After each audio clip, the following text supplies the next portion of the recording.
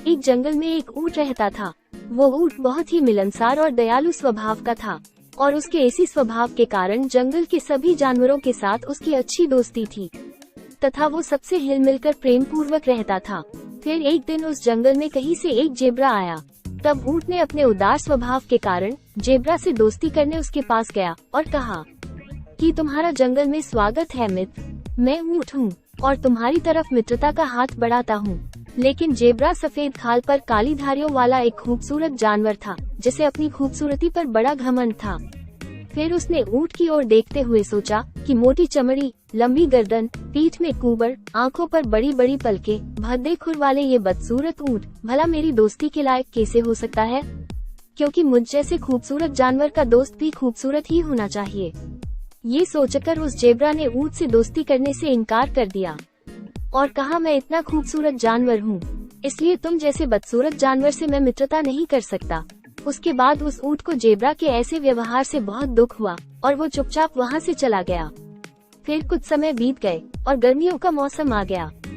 उस साल भीषण गर्मी पड़ी जिससे नदी तालाबों का पानी सूखने लगा।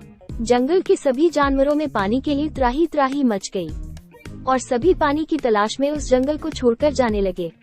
जंगल के सारे जानवरों के साथ साथ पानी की कमी से जेब्रा के सामने भी जीने मरने की नौबत आ गई थी।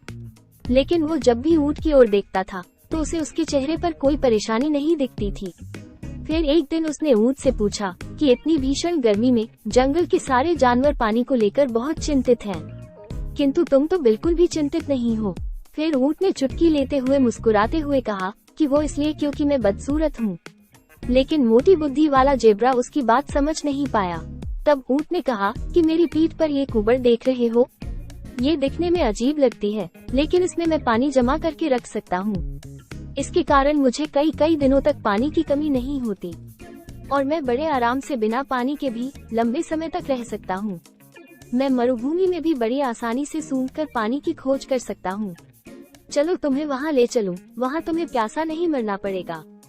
उसके बाद जेब्रा ऊंट के साथ जाने लगा। कड़ी धूप थी जिससे जेब्रा का हाल बेहाल होने लगा। तब ऊंट ने उसे अपने विशाल शरीर की छाया में चलने को कहा, जिससे जेब्रा को धूप से कुछ राहत मिली। उसके बाद जब दोनों आगे बढ़े तो एक रेतीला मरुस्थल मिला। उसी समय वहाँ रेत की आंधियां चलने लगी।